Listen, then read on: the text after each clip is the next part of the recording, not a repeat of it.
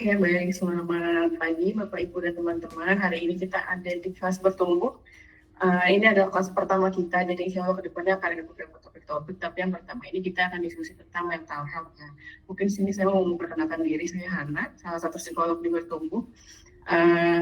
Sedikit aja ya mau memperkenalkan apa sih bertumbuh gitu, karena mungkin teman-teman ada yang sudah tahu atau ada yang masih pertama kali gitu ya, belum tahu. Jadi bertumbuh itu layanan psikologi yang berbasis online. Kami itu menyediakan ada konseling yang sifatnya individu atau pasangan gitu ya untuk pernikah, dan kami juga menyediakan asesmen psikologi yang semuanya online gitu tentang berbagai macam topik dan kebutuhan, misalnya tentang kepribadian, karir, dan lain-lain gitu ya, macam-macam. Dan ada juga psikoterapi yang juga dilakukan secara online. Nah, psikolog kami itu ada banyak banget, ada 24 orang. Nah, psikolog kami itu ada yang bidangnya lebih ke klinis di anak dan remaja, ada juga yang dewasa, ada yang pendidikan, ada juga industri dan organisasi. Jadi apapun keluhan atau mungkin hal yang pengen dikonsultasikan gitu ya, topiknya apapun itu pasti ada yang bisa ditangani oleh kami. Jadi karena banyak psikolognya, teman-teman bisa tinggal pilih aja siapa sih yang kira-kira paling cocok gitu ya untuk konseling dengan teman-teman. Nah, kalau mau tahu lebih lanjut lagi gitu ya terkait apa aja layanannya dan ada kegiatan apa aja, boleh cek ya di website kami di bertumbuh.co.id. Nanti teman-teman bisa lihat-lihat atau tanya gitu ya ke adminnya kalau misalkan ada yang pengen diketahui lebih lanjut lagi gitu ya tentang layanan kami. Nah, hari ini kita akan mengikuti pemaparan atau kelas dari namanya Mbak Cynthia Lusis. Mbak Cynthia ini salah satu psikolog kami.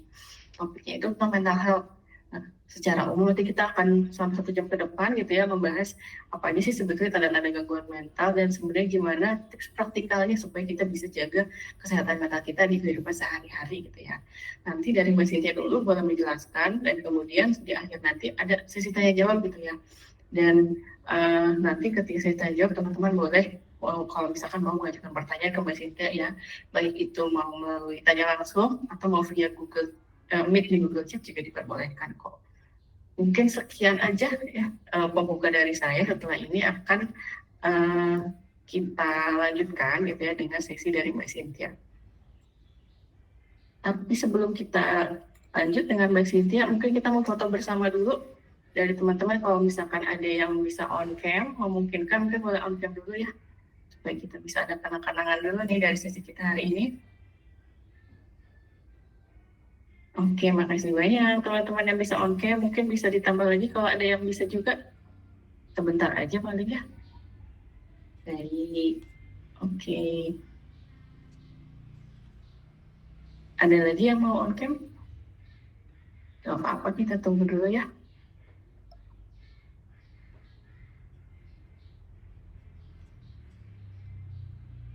Oke, kita sebentar ya. Kita coba foto dulu ya. Saya buat hitung. 1, 2, 3. Oke. Baik, makasih teman-teman. Nah, berikutnya akan saya persilakan untuk Mbak Cynthia ya, kalau misalkan mau mulai untuk memaparkan materi. Terima kasih.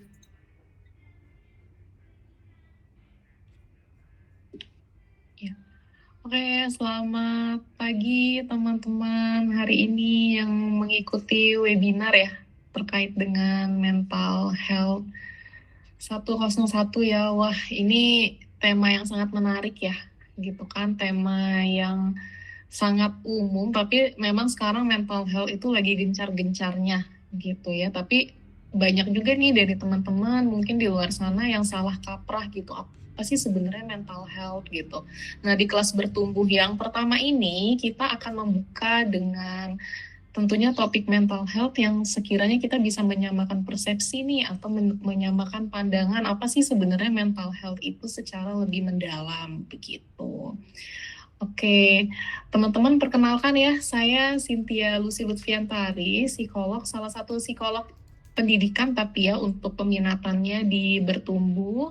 Untuk S1-nya dulu saya mengenyam pendidikan di Fakultas Psikologi Universitas Tarumanegara di Jakarta dan kemudian melanjutkan S2 Magister Psikologi Profesi di Universitas Gadjah Mada Yogyakarta.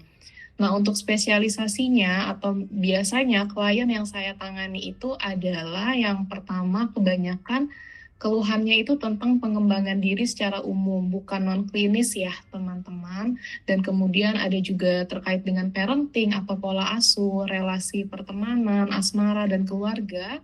Kemudian permasalahan akademik, misalnya seperti stres akademik, kemudian prokrastinasi, dan sejenisnya begitu. Oke, untuk hari ini siap belajar ya kita semua ya teman-teman di sini. Nanti boleh kalau apabila ada pertanyaan, boleh dituliskan di kolom chat seperti itu. Atau misalnya mau raise hand ya Kak Hana ya itu boleh banget gitu. Jadi di sini kita sharing kemudian kita diskusi juga gitu. Belajar bareng-bareng. Oke, boleh di next Kak Hana. Nah, pertanyaan pertama, aku mau tanya dulu nih ke teman-teman semua, apa sih yang teman-teman pikirkan ketika pertama kali mendengar kata kesehatan mental atau mental health? Mungkin boleh ditulis di kolom chat dulu ya. Nah, apa nih kata-kata atau pikiran pertama ketika kita atau teman-teman mendengar kata mental health atau kesehatan mental?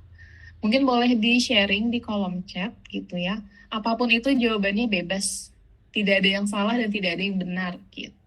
Jadi jangan takut untuk menuliskan pandangan teman-teman terkait apa kesehatan mental begitu. Mungkin coba maybe tentang kondisi hati ya. Ini adalah salah satu aspek penting ketika nantinya kita akan membahas tentang kesehatan mental. Benar banget dari Pak Tommy ya. Tadi ya kalau tidak salah, terima kasih Bapak Mas atas tanggapannya ya. Mungkin teman-teman yang lain, apakah ada yang ingin menjawab? Boleh apapun itu jawabannya gitu. Oke, ya terima kasih ya Pak Tommy sudah memberikan jawabannya yang menarik. Boleh kita next ke Hana. Nah, jadi kesehatan mental itu adalah atau mental health ya dalam bahasa kerennya ya, bahasa Inggrisnya ya gitu. Jadi secara umum ini adalah kondisi kesejahteraan seseorang yang mencakup apa sih? Jadi ada 3 aspek utama ya yang biasanya akan kita bahas ketika di mental health gitu. Yang pertama adalah dari sisi emosional, kemudian psikologis dan sosial yang memungkinkan seseorang untuk mengatasi tekanan hidup. Karena kan hidup tidak selalu lurus dan nyaman ya teman-teman. Pasti akan ada tekanan setiap harinya gitu. Dan kemudian yang berikutnya adalah menyadari potensi diri dan berkegiatan secara produktif dan bisa berkontribusi pada komunitas atau lingkungan yang paling kecilnya dulu nih, lingkungan sekitarnya. Gitu. Jadi mental health ini adalah seseorang yang tentunya bisa berbaur gitu, berbaurnya atau berkontribusinya tidak harus dalam komunitas yang besar banget gitu, tapi terhadap lingkungannya sendiri dulu gitu. Nah, jadi mental health ini adalah hak asasi manusia yang mendasar gitu, dan sangat penting atau berguna bagi tentunya untuk perkembangan pribadi kita sendiri sebagai manusia, kemudian sosial ekonomi, hingga komunitas individunya. Oke, next. Nah, ada beberapa mitos atau fakta nih terkait dengan kesehatan mental. Sebenarnya sih ada banyak ya, cuma di sini ada 3 mitos atau fakta utama lah ya, gitu. Jadi yang pertama biasanya orang yang perlu diperhatikan mentalnya hanya orang yang sudah bermasalah, gitu ya, dan mengalami gangguan kesehatan mental saja. Padahal faktanya di lapangan, terus harus ada upaya aktif gitu ya untuk bisa meningkatkan kesejahteraan dan kesehatan mental yang dapat memberikan manfaat bagi siapa saja yang melakukannya gitu. Dan kemudian mitos yang kedua, nggak ada yang bisa dilakukan untuk melindungi seseorang agar tidak mengalami gangguan kesehatan mental. Ini patut dipertanyakan ya, apakah memang betul nggak ada yang bisa kita lakukan atau diri kita sendiri lakukan gitu.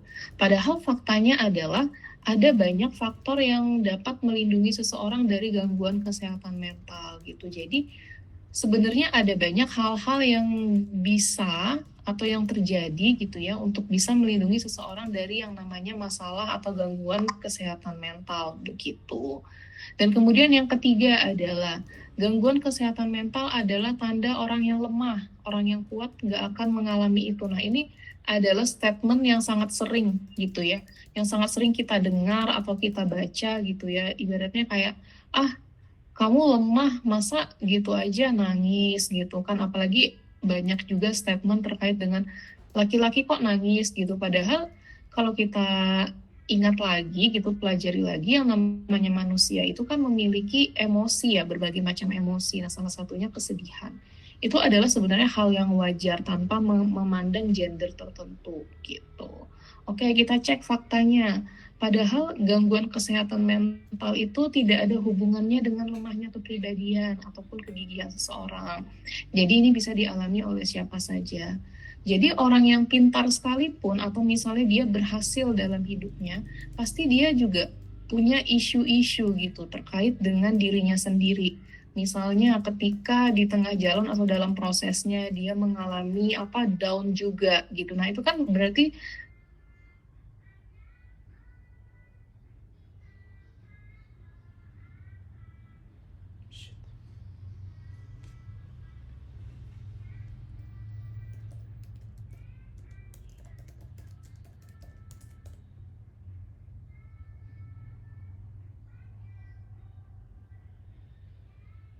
kesehatan mental itu perlu dijaga.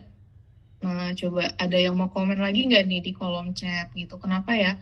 Kira-kira alasan kenapa kok kayaknya kesehatan mental itu perlu kita jaga, perlu kita pelihara gitu ya? Kenapa coba? Jadi sebelum aku lanjut ke slide berikutnya ya, kenapa kita kok perlu menjaga ya? Itu apakah kalau misalnya nggak kita jaga, nantinya kita akan kesulitan gitu untuk menjalani kehidupan sehari-hari. Nah, ini sudah ada beberapa teman-teman yang menjawab ya, coba aku baca dulu. Wow, bener banget nih biar bisa survive gitu ya. Wah, apalagi di era sekarang kayaknya hidup lagi berat-beratnya nih ya, Kak, gitu. Bener banget biar bisa survive gitu ya. Itu adalah sebenarnya salah satu jawaban utama gitu ya.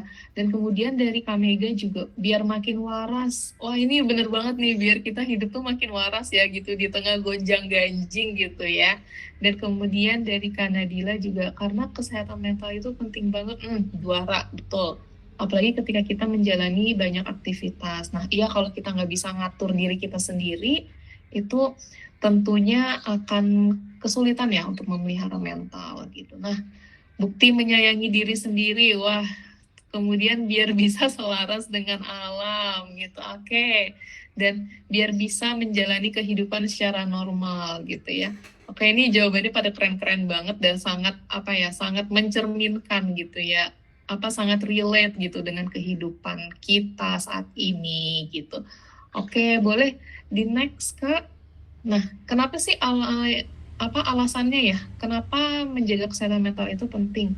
Yang pertama, karena apa? Karena kesehatan mental itu adalah sesuatu hal yang tentunya akan mempengaruhi kesejahteraan atau kenyamanan hidup kita. Sejahtera di sini adalah berarti bahagia, kemudian puas menjalani hidup dan mampu berstrategi untuk bisa menghadapi tantangan hidup. Bukan berarti hidup itu bahagia terus, puas terus, tapi kita ketika menghadapi yang namanya masalah atau tantangan, kita bisa tuh untuk berstrategi. Gimana sih caranya untuk bisa menghadapi masalah yang kita sedang hadapi ini gitu. Dan kemudian tentunya untuk meningkatkan kemampuan beradaptasi. Oke, penting banget untuk yang namanya kita beradaptasi dengan tantangan hidup ya, gitu kan. Kemudian dengan adanya perubahan. Apalagi kayaknya dari 10 tahun ke belakang sampai sekarang itu perubahan yang kita alami itu cepet banget gitu ya. Tiba-tiba di tengah-tengah ada COVID gitu. Kemudian pasca COVID perubahannya cepet juga gitu. Sama halnya dengan teknologi gitu. Perubahannya tuh kadang nggak disangka-sangka gitu kayak, hah kok aku harus melewati fase ini ya gitu. Dan kemudian serta bangkit kembali dari kesulitan atau kekecewaan. Kembali lagi hidup tidak selalu berjalan mulus layaknya jalan tol gitu ya. Pasti akan ada kesulitan dan kekecewaan yang kita alami gitu. Dan kemudian yang berikutnya alasannya adalah untuk tentunya membangun hubungan yang sehat. membantu kita menjalin komunikasi yang baik gitu ya, berinteraksi tentunya secara optimal dan membangun hubungan yang positif dengan keluarga, teman dan sekitar. Jadi sebenarnya hubungan yang sehat ini tidak harus dengan banyak orang gitu, tapi mungkin kita memiliki beberapa orang tertentu ya yang bisa membantu kita untuk menjalin hubungan yang sehat di kehidupan sehari-hari gitu. Kemudian tentunya untuk meningkatkan produktivitas, betul, karena kalau misalnya ada isu dengan mental health, itu pasti produktivitasnya akan terganggu gitu. Mental yang sehat bisa menjaga tentunya untuk meningkatkan konsentrasi gitu ya. Dia bisa mindful, bisa fokus dengan apa yang sedang dia jalani saat ini. Kemudian memiliki motivasi dan kemampuan berpikir jernih. Karena kalau misalnya kita menentukan keputusan, itu tentunya kita harus dalam keadaan berpikir yang jernih gitu. Oke, next. Nah, kemudian untuk mendukung kesehatan fisik gitu ya. Jadi pikiran yang sehat itu dapat mendorong kebiasaan yang baik untuk tubuh gitu ya. Jadi pepatah terkenal ya, kayak di dalam tubuh yang sehat terdapat jiwa yang kuat gitu. Karena olahraga dengan mental health itu, atau kesehatan mental itu berkaitan erat gitu. Berkaitan erat gitu ya. Jadi dengan olahraga kita itu tanpa sadar bisa loh mengurangi atau menenangkan diri ya dari yang namanya stres begitu. Dan kemudian tentunya nah ini yang paling utama ya untuk mengurangi stres dan kecemasan gitu ya. Membantu mengurangi stres dan kecemasan membuat seseorang merasa lebih damai dan mampu menyikapi masalah dengan bijak. Kita hidup nggak mungkin nggak ada stresnya, nggak ada cemasnya. Aku aja nih yang sebagai psikolog itu pasti pernah gitu ya mengalami yang namanya fase stres, kemudian fase cemas juga gitu. Tapi kan yang menjadi titik pentingnya adalah bagaimana sih cara kita, proses kita untuk melewati si stres itu gitu. Dan kemudian mengeluarkan potensi diri. Nah, memungkinkan seseorang untuk mengeluarkan potensi dirinya secara penuh dan mencapai tujuan hidup. Contohnya gampangnya gini ya. Kalau misalnya dalam setting pendidikan gitu, ketika siswa gitu ya atau anak didik itu dia ternyata punya permasalahan di luar non akademik gitu, di luar akademik atau misalnya bisa kita katakan non akademik, itu kalau misalnya dia tidak bisa atau belum tahu ya untuk cara bagaimana mengatasinya, itu pasti akan mempengaruhi biasanya secara tidak langsung potensi yang ada dalam dirinya gitu ya. Misalnya dia adalah korban bullying di sekolahnya gitu. Nah, dan karena dia korban bullying, jadinya akan muncul tuh rasa rendah dirinya gitu ya. Kemudian kepercayaan dirinya menjadi menurun sehingga padahal sebenarnya dia punya potensi gitu ya, potensi yang bagus banget.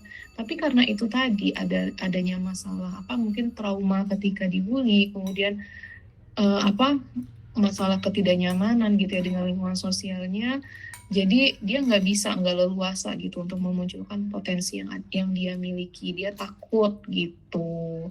Makanya alasan kenapa perlu menjaga kesehatan mental itu ya tentunya kalau mental kita sehat, kita akan lebih leluasa nih mengeluarkan potensi yang kita miliki gitu.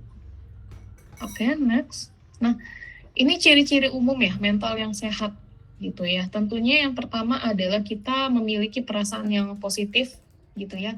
Ketika menjalani hari-hari, memiliki antusiasme dan keceriaan dalam menjalani keseharian serta puas dengan diri sendiri.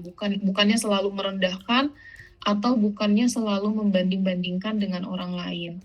Membandingkan dalam bentuk yang positif itu tidak apa-apa untuk menjadi pemicu ya, untuk menambah motivasi gitu. Tapi kalau misalnya membandingkan berlebihan gitu, nah itu yang tidak baik dan itu yang perlu diwaspadai begitu. Kemudian kemampuan beradaptasi, bisa fleksibel ya karena dunia ini penuh dengan perubahan yang sangat cepat gitu ya, sehingga kita sangat memerlukan yang namanya fleksibilitas yang tinggi gitu ya, dan dapat menyesuaikan diri dengan perubahan serta bangkit dari kekecewaan dan mengatasi tantangan hidup. Kemudian yang berikutnya adalah punya hubungan sosial yang sehat gitu ya dengan teman, kemudian bisa juga atau terbuka juga menerima orang lain apa adanya untuk berada di sekitar kita gitu, meskipun tetap penting juga ya untuk memberikan batasan diri gitu. Dan kemudian keseimbangan hidup ya. Nah, tentunya kita mampu mengelola waktu dengan seimbang antara bekerja atau misalnya antara sekolah, dan tidak lupa juga untuk bermain, nongkrong gitu ya, dan istirahat. Dan kemudian tidak lupa juga untuk tidur yang nyenyak gitu. Kemudian yang berikutnya adalah bisa memanajemen atau mengatur emosi dan stres gitu ya.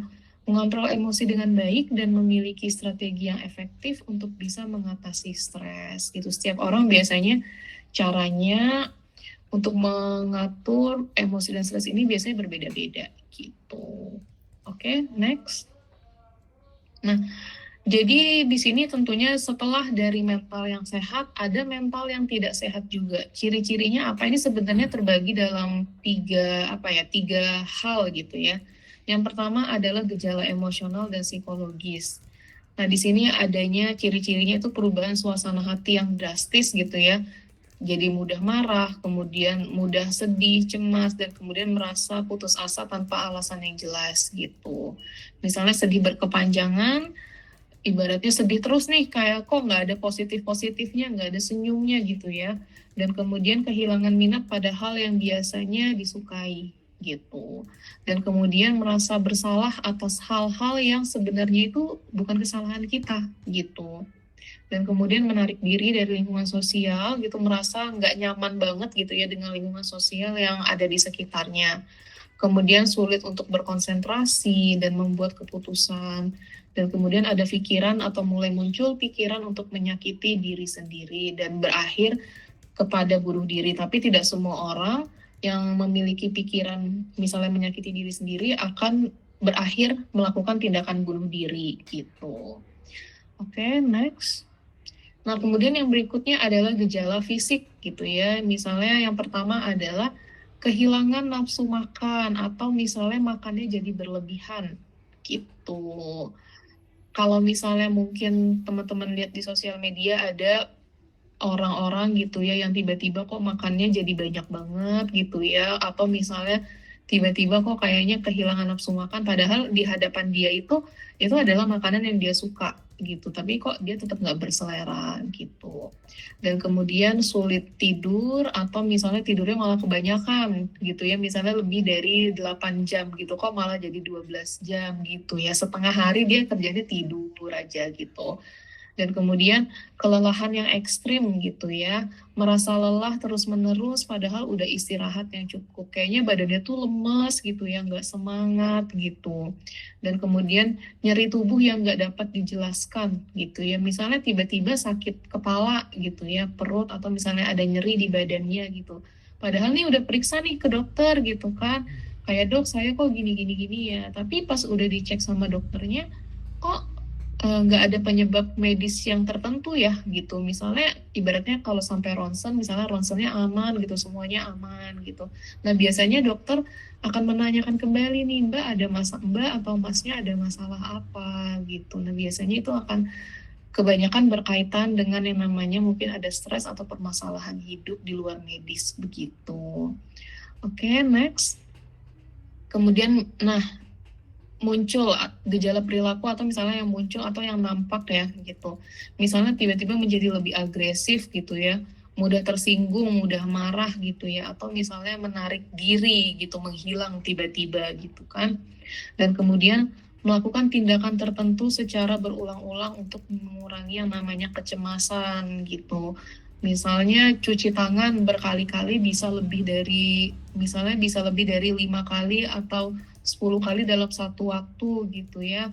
Untuk alasannya katanya dia takut kena kuman, padahal kan udah dicuci berkali-kali gitu. Nah ini kan berarti kan ada kayak mungkin kita lihat kayak sedikit wah ada yang lain nih gitu. Dan kemudian yang berikutnya adalah penyalahgunaan zat atau konsumsi alkohol atau obat-obatan terlarang untuk mengatasi yang namanya stres. Jadi pelarian atau pengalihan stresnya itu malah dengan cara-cara yang tidak baik ya gitu, cara-cara yang nggak sehat gitu. Dan kemudian merusak diri sendiri, misalnya kayak menyayat, kemudian membakar diri, atau misalnya melakukan tindakan-tindakan berbahaya lainnya. Mungkin kalau menurut kita yang baik-baik aja tuh kayak serem gitu ya. Tapi untuk mereka yang mengalami masalah atau gangguan mental, itu adalah salah satu peralihan juga gitu, pengalihan juga gitu ya untuk bisa meredam misalnya ketidaknyamanan yang mereka alami atau rasakan gitu. Oke, next. Nah, oke, gimana sih pengaruh mental yang tidak sehat pada kehidupan sehari-hari? Boleh drop jawabannya lagi ya di kolom chat. Coba bayangin nih teman-teman atau misalnya teman-teman lagi mengalami kayaknya aku lagi nggak baik-baik aja deh gitu. Itu apa sih yang teman-teman rasain gitu? Atau kira-kira dalam bayangan teman-teman apa tuh pengaruhnya gitu ya pada kehidupan sehari-harinya teman-teman gitu. Coba boleh di drop seperti biasa di kolom chat ya, gitu.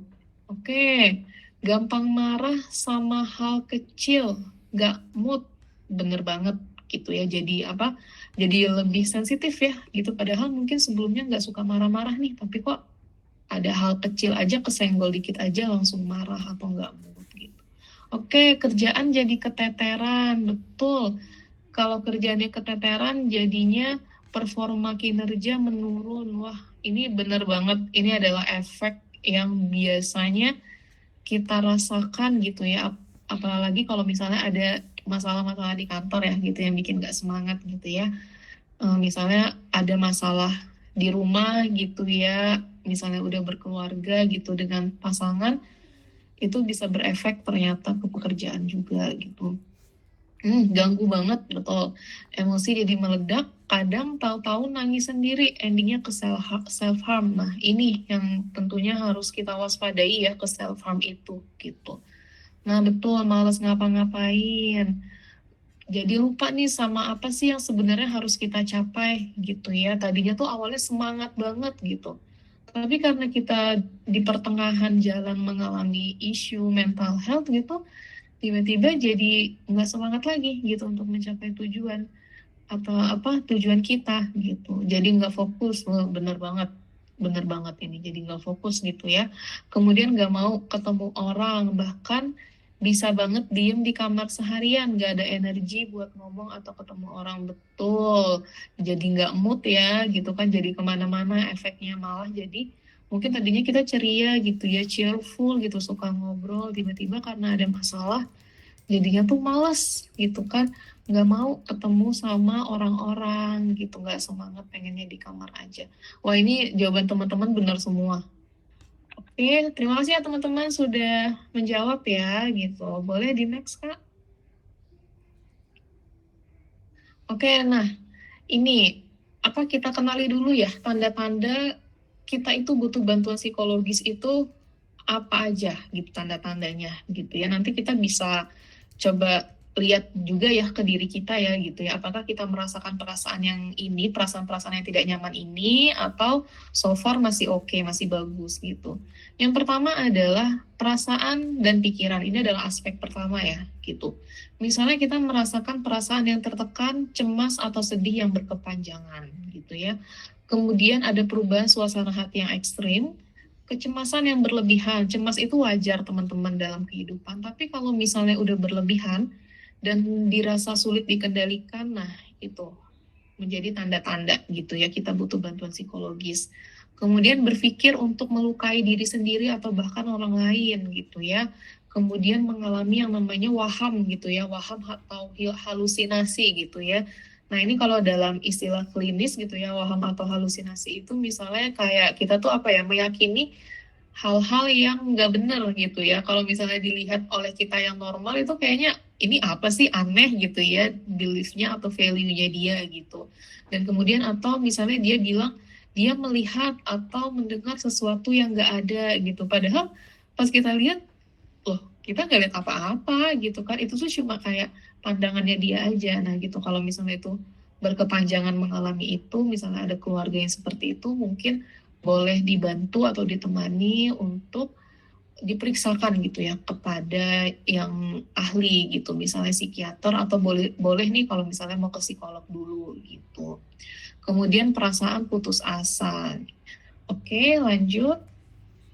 Nah, kemudian untuk perilaku dan aktivitas sehari-hari, misalnya kita sulit untuk fokus dan konsentrasi dalam pekerjaan, atau misalnya aktivitas sehari-hari yang bisa juga dalam konteks tadi ya, misalnya pendidikan atau misalnya pekerjaan atau mungkin dalam konteks kehidupan berumah tangga juga gitu. Kemudian adanya gangguan pola tidur atau gangguan makan gitu. Dan kemudian tadi melupakan masalah dengan melakukan yang namanya aktivitas negatif seperti penggunaan alkohol, merokok, atau misalnya obat terlarang. Kemudian tanda yang berikutnya adalah pernah mengalami kejadian traumatis gitu ya. Bisa dimulai pada masa kanak-kanak dan ternyata punya dampak nih pada kehidupan atau pada kehidupan kita di masa yang sekarang ketika sudah dewasa gitu. Biasanya pengalamannya tuh udah kayak ibaratnya 5 tahun, 10 tahun yang lalu gitu. Tapi ketika dewasa kok kayaknya ini berimpact ya gitu, berdampak ya pada kehidupan kita atau pada kepribadian kita di masa yang sekarang gitu. Kemudian kesulitan untuk bergaul gitu ya, misalnya kepercayaan dirinya kok jadi rendah gitu, harga dirinya rendah, kemudian sulit untuk meregulasi atau mengatur diri ya, baik dalam emosi ataupun misalnya belajar gitu. Oke, next. Nah, tanda-tanda lainnya ini apa aja sih? Misalnya bisa juga ya, bingung dengan pilihan jurusan sekolah atau kuliah dan arah karir. Nah, biasanya ini akan diarahkan untuk psikotes ya, gitu kan. Akan ada psikotes minat bakat gitu ya, kemudian kemampuan juga untuk bisa membantu teman-teman yang mengalami kebingungan nih dengan pilihan jurusan sekolah atau kuliah dan arah karir. Nanti kemudian akan dibantu konsultasi dengan psikolog gitu. Kemudian mengalami burnout ya, dan kemudian stres akademik, prokrastinasi misalnya, terus kesulitan adaptasi dengan yang namanya lingkungan akademik, ibaratnya stuck terus nih gitu, kok kayaknya mau maju-maju susah gitu ya. Dan kemudian mengalami mengalami yang namanya toxic parenting gitu ya, mengalami yang namanya toxic parenting, kemudian kurangnya pengetahuan tentang tumbuh kembang anak secara psikologis gitu. Biasanya kalau orang tua baru ya gitu kan, orang tua baru gitu kok kayaknya bingung gitu ya untuk gimana sih caranya untuk kita membersamai tumbuh kembang anak gitu. Nah, kalau misalnya bingung atau dirasa kurang pengetahuan, boleh banget untuk konsultasi dengan psikolog anak ya, biasanya psikolog anak dan remaja gitu. Dan di Bertumbuh juga semua psikolog ada gitu ya, mulai dari pekerjaan, kemudian karir, pendidikan, dan kemudian anak, remaja, dan kemudian permasalahan yang biasanya dialami orang-orang dewasa gitu.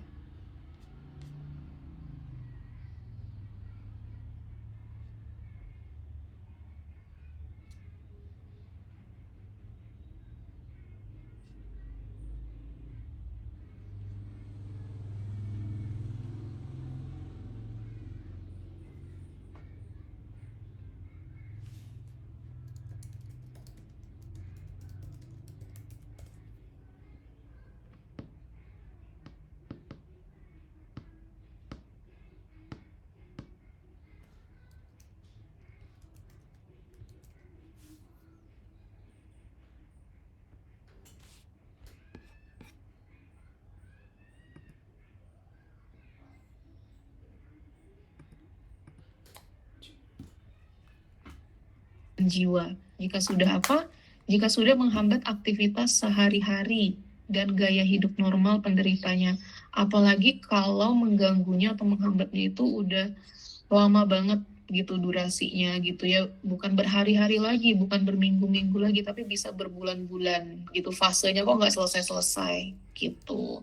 Nah, itu kalau udah seperti itu atau ada keluarga yang seperti itu boleh dibantu untuk diarahkan untuk konsultasi atau periksa gitu. Oke, next. Nah, jenis-jenis permasalahan kesehatan mental ini yang kebanyakan ya yang dialami ya gitu, yang saya ambil ya. Yang pertama adalah depresi. Pasti teman-teman udah nggak asing dengan istilah ini. Depresi itu apa? Secara umum depresi itu adalah perasaan sedih atau merasa sedih yang berkepanjangan dan kehilangan minat terhadap aktivitas sehari-hari yang biasa dilakukan gitu. Kemudian gangguan kecemasan. Gangguan kecemasan itu misalnya merespon situasi atau masalah yang dialami dengan perasaan yang takut, cemas, dan khawatir tapi berlebihan gitu ya. Bahkan ada alasan-alasan yang malah nggak jelas gitu, kayak alasannya nggak jelas, kemudian nggak spesifik juga gitu. Kenapa kok dia tiba-tiba jadi takut, jadi cemas gitu. Kemudian ada gangguan bipolar. Gangguan bipolar ini gangguan apa ya? Perubahan ekstrim pada suasana hati ya. Bisa tiba-tiba dia gembira gitu ya. Kemudian gak lama gitu berubah juga jadi sangat sedih secara drastis seperti itu gitu. Kemudian yang berikutnya adalah skizofrenia gitu ya. Ini gangguan psikosis yang dapat mengacaukan pikiran, kemudian ingatan dan perilaku. Sehingga penderitanya itu sulit membedakan kenyataan yang mana yang benar gitu ya dengan pikirannya sendiri. Nah, kurang lebih seperti itu gitu. Oke, next. Kemudian yang berikutnya adalah gangguan makan gitu ya. Perilaku pola makan yang nggak tepat dan dapat menyebabkan masalah kesehatan yang serius baik pada fisik maupun emosi. Mungkin teman-teman pernah dengar istilah apa ya, anoreksia, bulimia gitu ya. Biasanya banyak tuh film-film luar yang mengangkat isu itu gitu ya. Dan kemudian memang korbannya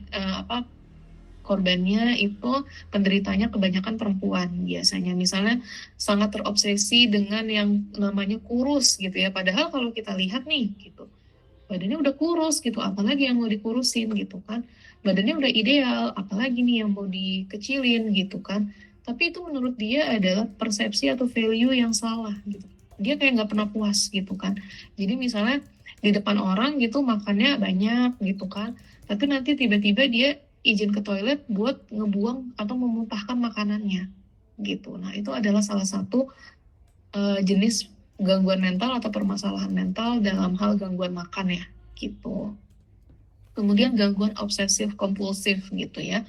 Penderitanya melakukan suatu hal tertentu dengan berulang-ulang, secara berulang-ulang gitu ya. Untuk apa sih tujuannya sebenarnya? Ya untuk mengurangi kecemasan yang dia rasakan, yang ada dalam pikirannya gitu ya. Misalnya dia mencuci tangan berulang kali karena apa? Karena takut terserang penyakit, tapi dia udah berkali-kali nih, gitu bahkan lebih dari 5 kali. Atau misalnya bolak-balik ngunci pintu gitu ya, bolak-baliknya udah lebih dari 3 kali gitu. Dan kemudian yang terakhir atau yang berikutnya adalah post traumatic stress disorder atau ya PTSD lah gitu ya istilah kerennya atau singkatannya gitu. Jadi ini adalah gangguan mental yang dipicu oleh apa? Pengalaman atau kita menyaksikan peristiwa yang mengerikan bahkan mengancam jiwa gitu ya. Sehingga apa? Sehingga menimbulkan trauma.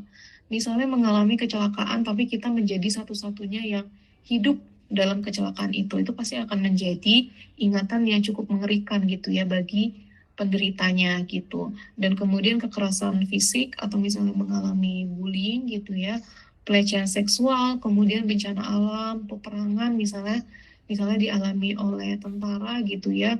Mungkin pas perang itu ada bom dan segala macam, dan kemudian ketika dia kembali ke kehidupan normalnya, pas ada suara yang kencang banget gitu, dia menjadi lebih sensitif dan menjadi lebih kayak parno gitu, jadi takut gitu. Padahal mungkin kalau kita yang dengar biasa aja kok suaranya gitu ya, karena itu tadi, karena dia punya PTSD itu. Makanya ketika merespon sesuatu atau suara yang menurut dia berlebihan itu nggak wajar responnya gitu. Oke, boleh next. Nah, kemudian ada juga tipikal yang normal bermasalah. Ini apa ya? Mungkin ini agak asing ya istilahnya gitu ya. Ini apa? Jadi sebenarnya normal bermasalah ini adalah individu yang sebenarnya nggak punya masalah kesehatan mental yang berat, tapi dalam kehidupannya itu mengalami kesulitan psikologis gitu ya.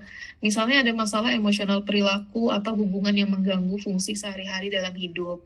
Fokusnya di sini adalah menangani masalah psikologis yang sifatnya masih umum gitu ya. Biasanya intervensinya cukup dengan konseling atau misalnya psikoedukasi. Contohnya adalah misalnya depresi ringan, kemudian perilaku yang toksik, masalah perilaku anak, overthinking gitu ya. Yang bikin beda dengan gangguan mental adalah skala keparahannya gitu ya. Di asesmennya mungkin skala parahnya itu nggak yang ibaratnya nggak yang tinggi banget gitu, dan kemudian perlu penanganan yang lebih intensif gitu ya. Kalau misalnya gangguan mental biasanya bisa juga dengan bantuan obat gitu, serta biasanya kriteria diagnosisnya itu agak berbeda gitu. Oke, next. Nah, penyebab munculnya masalah kesehatan mental itu karena apa? Yang pertama adalah biologis ya, genetik.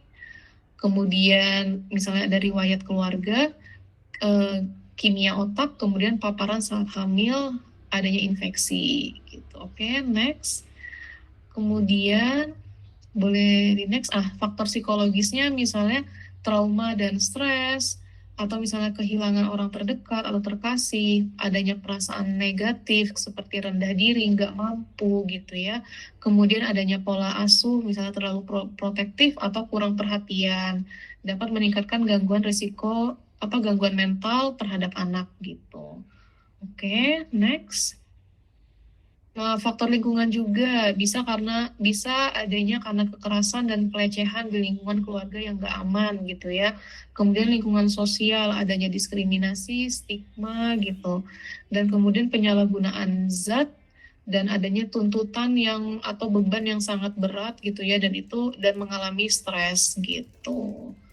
Oke, boleh di next. Nah, tipsnya apa? Tentunya tidur yang cukup ya. Ini mau nggak mau itu adalah yang utama gitu ya. Kemudian olahraga yang teratur, boleh olahraga yang ringan atau olahraga yang disenangi gitu. Ini bisa membantu untuk menenangkan pikiran dan mengurangi stres. Kemudian makan makanan yang bergizi, dan kemudian kelola stres, lakukanlah aktivitas yang menyenangkan, misalnya hobi untuk membantu mengurangi stres. Kemudian terhubung dengan orang lain gitu ya. Jadi apabila ada kesulitan bisa meminta tolong juga nih terhadap orang-orang terdekat gitu. Oke, boleh di next. Nah, kemudian praktikkan relaksasi gitu ya. Coba teknik relaksasi seperti pernafasan dalam, kemudian atau misalnya meditasi untuk menenangkan pikiran gitu. Kemudian kelola beban pikiran. Nah, jangan terlalu keras pada diri sendiri gitu ya. Coba kita lihat dulu nih tugasnya apa, kemudian pelan-pelan kita bagi tugasnya menjadi tugas yang lebih kecil. Untuk apa? Untuk mengurangi yang namanya rasa kewalahan gitu ya. Kemudian pahami emosi. Nah, pahami cara mengekspresikan emosi dengan cara yang sehat, seperti apa misalnya journaling gitu ya, atau misalnya melakukan kegiatan yang berhubungan dengan seni, menggambar, atau misalnya mewarnai, atau menyanyi, dan lain-lain. Kemudian tentukanlah atau tetapkanlah tujuan yang realistis gitu ya, jangan tujuannya itu terlalu berlebihan gitu kan. Tapi tetapkanlah tujuan pribadi dan profesional yang realistis gitu. Untuk apa? Untuk memberikan arahan yang lebih tepat dan rasa pencapaian. Kemudian carilah bantuan profesional kalau misalnya udah merasa kewalahan dan gak nyaman gitu ya. Misalnya profesionalnya adalah seperti psikolog. Begitu. Oke, sekian presentasi dari saya. Terima kasih atas waktunya, dan boleh dengan waktu yang dengan sisa waktu yang ada kita bisa sharing atau tanya jawab gitu. Oke. Oke, baik. Makasih banyak Mbak Siti atas pemaparannya yang cukup lengkap ya, dari tanda-tanda masalah gangguan mental apa aja, terus juga sebenarnya kita bisa ngelakuin apa sih ya untuk bantu mengurangi mungkin ya, atau mengatasi kendala-kendala itu. Mungkin sekarang kita buka untuk kesempatan untuk dua penanya dulu kali ya. Barangkali dari teman-teman udah ada yang penasaran, pengen tanya-tanya, pengen diskusi, boleh silakan, mau via chat boleh, mau lewat tanya langsung juga boleh. Oke, udah ada pertanyaan pertama nih Mbak Cynthia ya, dari Mbak Maria. Pernah dengar pernyataan sebenarnya yang datang ke psikolog adalah korban dari orang yang tidak sadar bahwa dirinya butuh penanganan profesional dari psikolog. Gimana menurut kakak?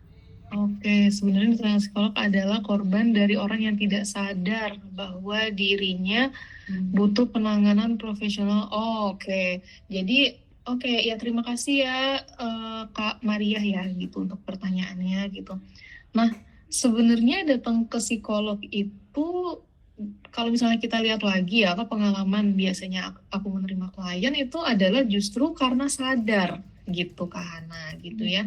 Karena dia sadar gitu kalau dirinya itu, wah kayaknya aku kesulitan deh untuk melihat sudut pandang gitu ya, untuk menentukan sebuah keputusan. Jadi makanya dia datang ke psikolog untuk membantu dia gitu ya, untuk apa sih Kak pilihan-pilihan yang bisa aku lakukan gitu untuk yang namanya memutuskan keputusanku nanti di masa depan gitu. Jadi justru orang-orang, apalagi di era sekarang ya Kak Hana ya gitu kan, orang-orang yang datang ke psikolog itu adalah justru orang-orang yang sadar gitu kalau misalnya dirinya dia itu butuh gitu bantuan untuk ke profesional gitu. Begitu Kak Maria, kalau dari aku ya gitu. Jadi bukan malah sebaliknya gitu ya, nggak sadar, justru kalau nggak sadar itu dia biasanya nggak datang gitu ya ke psikolog gitu ya, kayak denial terus gitu. Tapi ya karena bersyukurnya era sekarang mental health itu sangat ini banget, gencar banget gitu ya. Banyak teman-teman yang udah sadar kalau butuh bantuan profesional. Seperti itu. Semoga cukup menjawab ya Kak Maria gitu. Oke, kemudian lumayan ada 2 nih karena pertanyaan Iya, gitu. baik. Mungkin untuk jawaban Mbak Maria semoga cukup ya Mbak Maria ya. Ya. Kita akan lanjut ke pertanyaan berikutnya karena sudah ada yang tanya juga dari Mbak Ajeng nih. Kak, aku mau tanya, kaitan procrastinator yang suka menunda gitu ya, dengan gangguan kesehatan mental. Sebenarnya itu mekanismenya kenapa? Soalnya kadang merasa secara emosional itu kayak biasa aja, tapi kok rasanya ingin menunda tugas atau pekerjaan terus, terutama kaitan dengan pressure yang tinggi gitu. Itu isu kesehatan mental atau bukan gitu ya? Iya, oke. Sebenarnya itu kenapa ya kok tiba-tiba kita suka nunda-nunda tugas ya gitu, apa kaitannya dengan gangguan kesehatan mental. Nah ini mungkin bisa gangguan, tadi kan kalau kita lihat lagi ya gangguan itu apa gitu ya, gangguan mental. Tapi ada juga yang normal bermasalah ya Kak Hana ya gitu.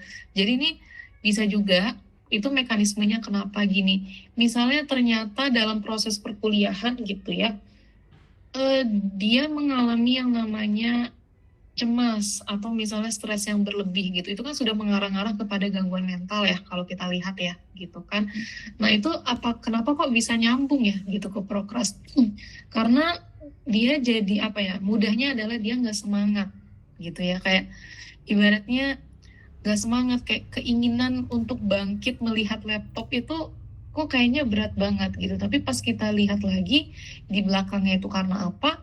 Karena ya itu tadi, ternyata dia mengalami yang namanya stres yang berlebihan atau cemas berlebih gitu. Jadi itu kayak nyambung gitu loh, gitu kan. Karena kembali lagi ya secara harfiahnya, kalau kita menjalani hidup secara ceria, positif, mindful, tentunya kita tidak akan ada masalah dengan yang namanya mengerjakan tugas-tugas yang memang harus dikerjakan gitu. Ibaratnya dia tahulah cara untuk mengatur waktunya, membagi tugasnya yang tadinya tugasnya besar menjadi dipecah-pecah menjadi tugas yang kecil, sehingga tugasnya itu lebih tertata gitu untuk dikerjakan dan nggak nunda gitu. Nah kemudian dengan pressure yang tinggi tentu, karena apa? Kalau kita lagi merasa pressure itu pasti akan ibaratnya pusing gitu ya, pusing gitu kan, kayak aduh ini kewalahan gitu, aduh ini aku harus mulai dari mana gitu, karena kebingungan, kewalahan, akhirnya nggak selesai tuh, jadinya kayak udahlah bingung, udahlah nggak usah dikerjain gitu kan, ibaratnya tinggal nunggu deadline aja, tinggal nunggu waktu yang menjawab gitu, sehingga ya nyambung tadinya dengan prokrastinasi seperti itu. Oke. Semoga cukup menjawab ya Kak Ajeng. Wah Kak Ana kayaknya makin banyak deh. Iya, berarti kalau yang tadi memang kadang tetap ada ya isu kesehatan mental di balik itu. Mungkin ada cemas, ada stresnya tadi yang tidak tertangani, hasil akhirnya prokrastinasi gitu ya, yang pengeluarannya. Betul, itu bisa menjadi ya salah satu faktor utama lah ya kenapa kok jadi tiba-tiba jadi suka nunda tugas gitu. Ibaratnya simpelnya yang nggak ada semangat ya gitu. Tapi nggak ada semangatnya ini karena apa gitu? Bisa karena mungkin ada isu family, kita nggak tahu, relationship dengan pasangan, dengan teman. Nah itu bisa digali, mungkin Kak Ajeng boleh flashback dulu nih kira-kira kenapa gitu. Oke, jadi ada nggak tanpa alasan gitu ya sebenarnya. Betul. Nah, kita lanjut lagi ke pertanyaannya Kak Asin Ayah. Kalau jika kita merasa benar-benar lelah dan memilih silent treatment, apakah itu suatu solusi? Oke, Kak. Jika kita merasa benar-benar lelah ya dan memilih silent treatment, apakah itu suatu solusi? Silent treatment itu boleh, tapi harus ada jangka waktunya, gitu ya. Jadi mungkin gini ya, bukan silent treatment kali ya. Mungkin kita butuh waktu dulu untuk berpikir atau berproses terkait dengan masalah yang kita alami gitu. Itu nggak apa-apa. Tapi kalau misalnya terlalu lama gitu ya, silent treatmentnya sampai 5 hari, sampai seminggu, sampai 1 bulan, nah itu yang nggak tepat gitu ya. Karena apa? Karena kunci utama berhubungan dengan manusia, berelasi itu adalah kunci utamanya adalah komunikasi gitu ya. Jadi lebih baik dikomunikasikan kenapa kok ada masalah apa gitu ya, atau misalnya apa yang kira-kira mengganjal yang perlu dikomunikasikan. Tapi lebih kepada pemilihan timingnya aja kali ya yang harus tepat. Jangan di saat kita tadi misalnya kalau jangan pas lagi merasa capek gitu ya, merasa lagi kayaknya nggak mood, nah jangan gitu. Karena kalau misalnya kita lagi ngerasa capek, tapi harus mendiskusikan sesuatu, itu malah jadinya takutnya jadi bumerang gitu, malah jadi konflik baru gitu.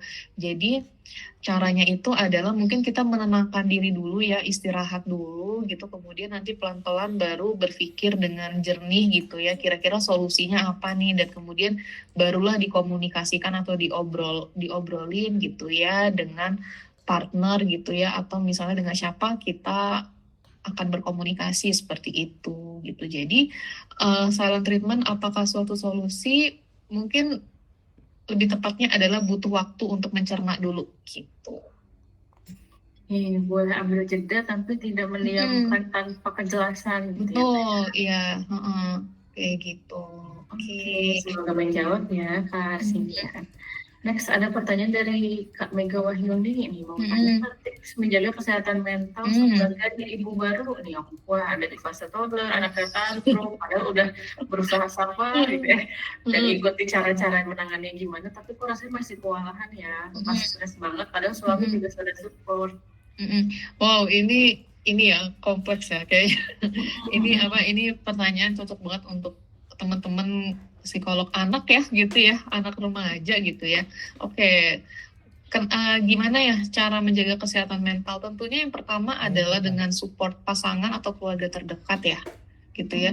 Mungkin kalau kan ibu baru itu biasanya pastinya perlu penyesuaian diri ya untuk dia bisa menjalani peran barunya itu gitu, apalagi ketika anaknya itu lagi aktif-aktifnya, lagi tantrum-tantrumnya gitu ya.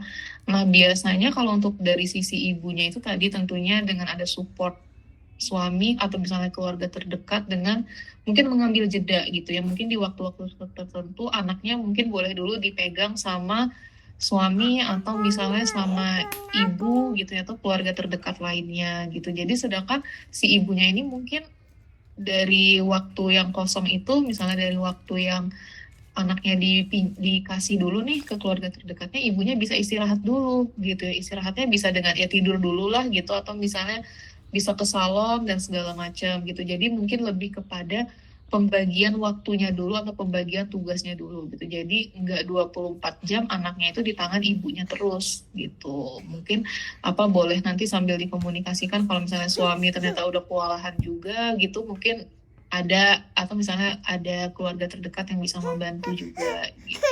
Jadi memang biasanya ibu baru itu sebenarnya cuma perlu waktu untuk dia beristirahat aja gitu, untuk menenangkan dirinya dulu ya gitu, karena kan pasti capek banget apalagi anaknya kalau lagi tantrum gitu.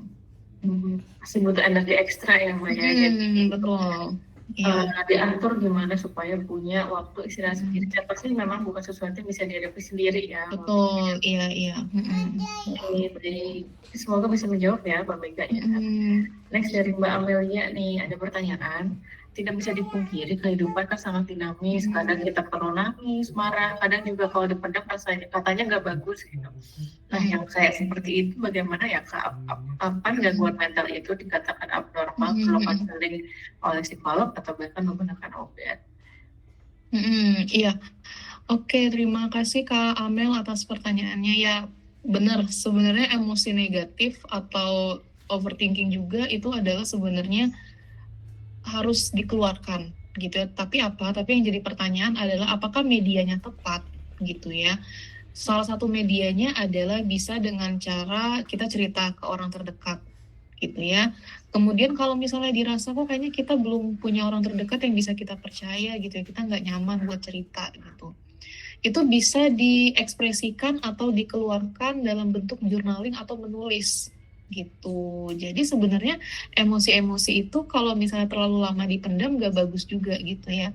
Karena itu ibaratnya seperti apa ya, bom waktu lah ya gitu kan, nanti kayak numpuk tiba-tiba meledak nggak tahu kapan gitu, ketika misalnya mungkin ada suatu trigger atau masalah yang sangat apa ya, ibaratnya bikin kita kayak kaget banget gitu, sehingga tumpukan yang udah kita tumpuk sebelumnya gitu ya, itu jadi keluar dengan sendirinya gitu. Makanya ketika dirasa mengalami tadi ya, misalnya lagi sedih, kemudian lagi marah atau gimana, tentukanlah media yang tepat untuk bisa mengekspresikan itu gitu. Dan kemudian, oh ini ada 2 pertanyaan ya dari Kak Amel. Kapan gangguan mental itu dikatakan abnormal? Perlu konseling ke psikolog atau bahkan menggunakan obat? Nah, ini perlu adanya asesmen oleh psikolog atau misalnya psikiater ya, gitu ya Kak Hana, mungkin lebih berpengalaman gitu ya.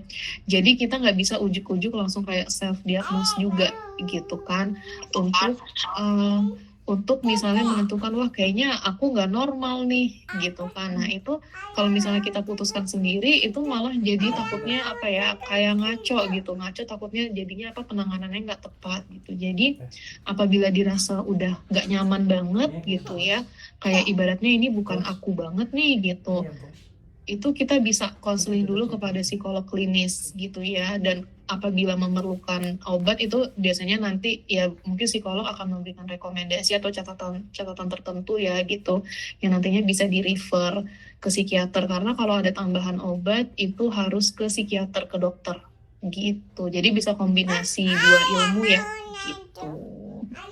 Itu Mbak Cynthia, jadi memang perlu agak menyambung kali ya dengan materi Mbak Cynthia tadi, ketika sudah dirasa sangat mengganggu banget gitu ya tanda-tandanya, atau udah bikin kita sangat kesulitan menjalankan peran kita, nah itu mungkin perlu konsul profesional, entah itu ke psikolog ataupun ke psikiater, dan nanti mereka akan menentukan ya lanjutannya seperti apa.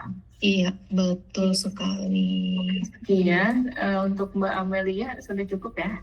Iya, oke. Semoga menjawab ya Kak Amel. Baik. Ada pertanyaan lagi nih Mbak Cindy dari Mbak Santi, namanya, Kak, aku punya luka masa kecil, aku baru sadar ternyata aku jadi orang yang gampang emosi, bahkan aku jadi orang yang pintar tapi ngajak-ngajak orang itu. Aku sadar Kak, aku jelek banget emosionalnya, aku sering banget yang diri sendiri, capek banget Kak, sensitif banget, bahkan aku gampang banget nangis, bingung banget sama diri sendiri. Nah, gimana kira-kira menghadapi situasi seperti ini nih Mbak Cynthia? Oke, nah ini ya apa, emosi apa, gampang emosi gitu ya, apalagi ternyata punya apa ya, trauma gitu ya, atau luka masa kecil gitu ya.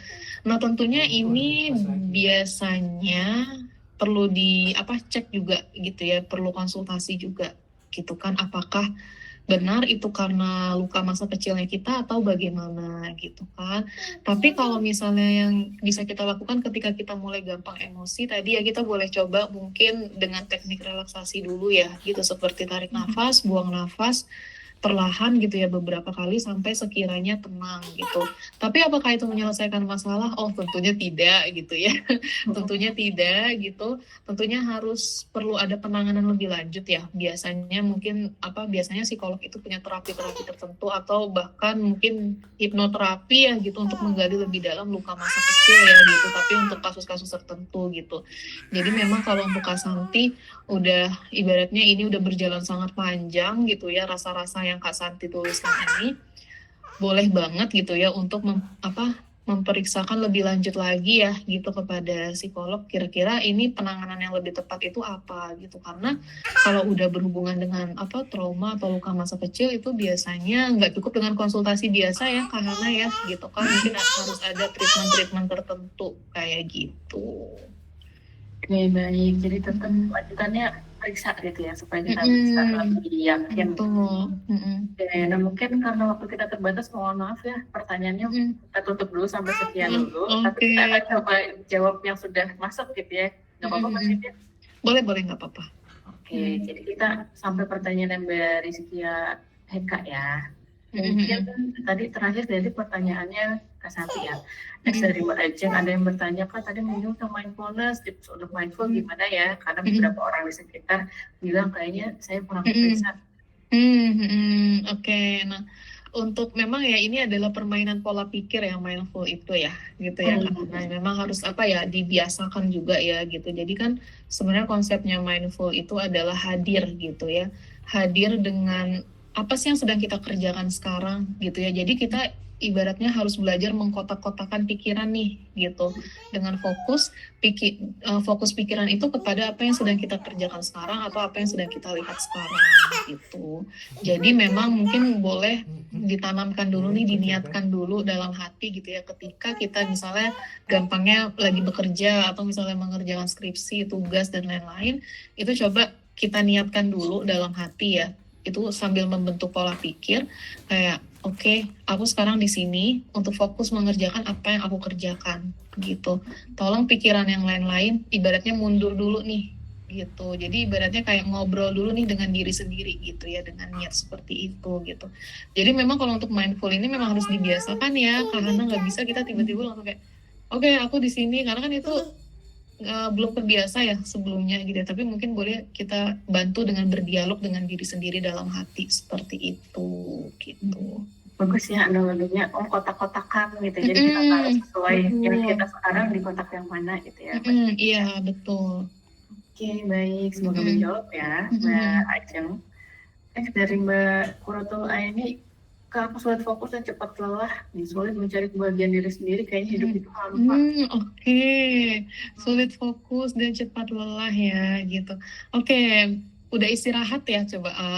Kalau misalnya Kak Kurut udah istirahat gitu ya, udah makan makanan yang cukup gitu ya, bergizi, tapi kok tetap kayak sulit fokus atau misalnya cepat lelah, nah mungkin ini ada isu lain gitu di balik itu gitu ya.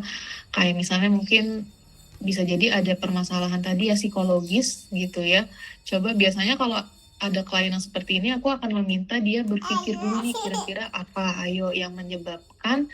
yang menyebabkan kakak kok tiba-tiba jadi nggak semangat gitu. Ada mungkin boleh sambil diingat-ingat ada masalah apa gitu. Jadi kalau untuk Kak Kurotul adalah coba dilihat lagi ya, kira-kira sejak kapan gitu ya menjadi sulit fokus dan cepat lelah, dan waktu itu karena kejadian apa gitu yang menyebabkan. Karena pasti sebenarnya itu ada sebabnya gitu. Cuma kita biasa nggak sadar aja gitu apa hal yang menyebabkan itu gitu. Perlu mundur lagi gitu ya.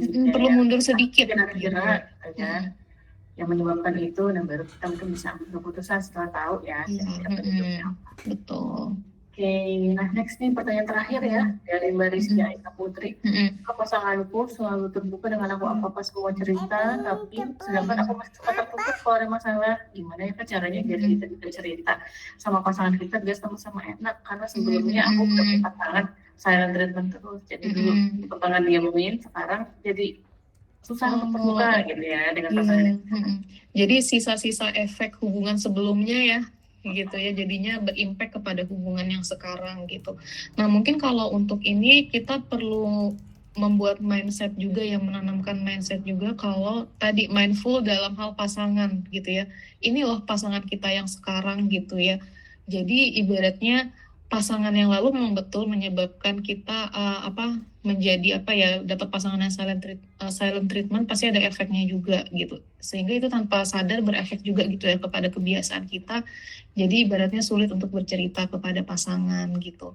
Nah untuk belajarnya nih untuk Kak Rizky ya dengan pasangan yang sekarang adalah mungkin coba pelan-pelan apabila ada masalah, nggak harus masalah sih, apapun yang ingin dibicarakan. Kalau misalnya dirasa kesulitan gitu ya untuk berbicara secara langsung, mungkin boleh ditulis dulu gitu ya, kira-kira apa sih yang mau aku tanyakan atau apa sih yang mau aku obrolin dengan pasangan gitu. Mungkin karena sebelumnya nggak terbiasa untuk ngobrol, ini hubungan yang sekarang mau nggak mau dituntut itu ya harus bisa ngobrol, cerita. Jadi boleh Kak Rizky dengan cara tadi yang menuliskan dulu kira-kira apa sih yang mau ditanyakan atau apa yang ingin dibahas gitu. Mungkin kalau misalnya ngobrol dengan secara verbal atau langsung agak sulit gitu ya karena belum terbiasa, boleh diakalin dulu nih dengan cara menulis dulu gitu. Nah, nanti ketika ada waktu yang tepat misalnya ketemu atau gimana, boleh itu note-nya sambil dibawa gitu, kira-kira apa yang mau dibahas. Dan mungkin Kak Rizky perlu disclaimer juga ke pasangannya ibaratnya kayak misalnya pasangannya, kok kamu bawa catatan sih? Iya, aku tuh dulu kayak gini gini gini. Nah, itu nanti boleh diceritakan alasannya karena apa, biar apa? Biar pasangan kita yang sekarang juga paham gitu terkait dengan masalah yang sedang kita alami saat ini gitu.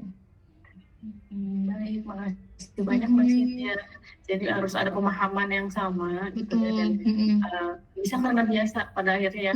Rasanya Betul. aneh, tapi kalau kita mencoba membuka diri, belajar karena pelan-pelan tadi nyatet dulu, mungkin bisa lebih mudah gitu kita mencoba Betul. kebiasaan baru gitu ya dengan pasangan yang sekarang. Iya, betul sekali. Wah, sudah cukup ya karena udah tutup warung ya kita. Sudah nih. Warungnya udah tutup ya, sudah cukup nih pertanyaan teman-teman. Semuanya menarik, semuanya seru banget, dan kita jadi bisa diskusi ya. Yang diskusinya juga beragam, ada relationship, ada diri sendiri gitu ya, macam-macam. Macam-macam, betul. Mungkin saya mau izin merangkum nih dari sesi kita hari ini. Kita udah belajar apa aja? Tadi kita sudah bahas tentang itu apa, tanda-tandanya gimana ketika sudah mengganggu diri sendiri, dan gimana kita jadi tidak bisa menjalani peran kita. Itu berarti kita sudah ada baiknya untuk konsultasi ke profesional. Dari Mbak Cynthia nih, kira-kira ada statement apa nih untuk pesan-pesan terakhir supaya kita juga bisa lihat apa ya yang bisa aku dapetin gitu ya, usaha-usahanya nih dari sesi kita hari ini. Jadi sebenarnya intinya adalah kita tidak perlu merasa masalah itu berat dulu baru datang ke psikolog gitu ya. Tapi kalau misalnya kita merasa nggak nyaman atau misalnya kesulitan untuk menentukan sebuah keputusan, maka bolehlah datang ke psikolog. Karena apa? Karena cerita teman-teman itu layak untuk didengarkan. Oke, terima kasih ya teman-teman. Iya, terima kasih banyak Mbak Cynthia. Saya mau mengucapkan terima kasih juga kepada semua peserta teman-teman yang sudah hadir hari ini, udah aktif gitu ya, sudah dengan semangat hadir di sesi kita hari ini. Semoga apa yang kita diskusikan hari ini bisa bermanfaat dan jadi langkah awal supaya kita bisa menjaga kesehatan mental kita. Karena kesehatan mental itu kan pada akhirnya investasi ya. Kalau teman-teman ada yang butuh bantuan profesional, jangan ragu dan bisa menghubungi kami gitu ya. Kemudian untuk undiannya nanti kan ini yang ditunggu-tunggu nih masih sama teman-teman, akan ada undian 3 voucher konseling gratis untuk 3 orang gitu ya. Nanti akan diumumkan di grup WhatsApp yang sudah teman-teman ikuti ya. Oke, sampai jumpa di acara bertemu berikutnya ya. Sehat selalu teman-teman. Oke, sehat selalu. Terima kasih. Terima kasih, selamat siang. Terima kasih. Terima kasih juga Pak.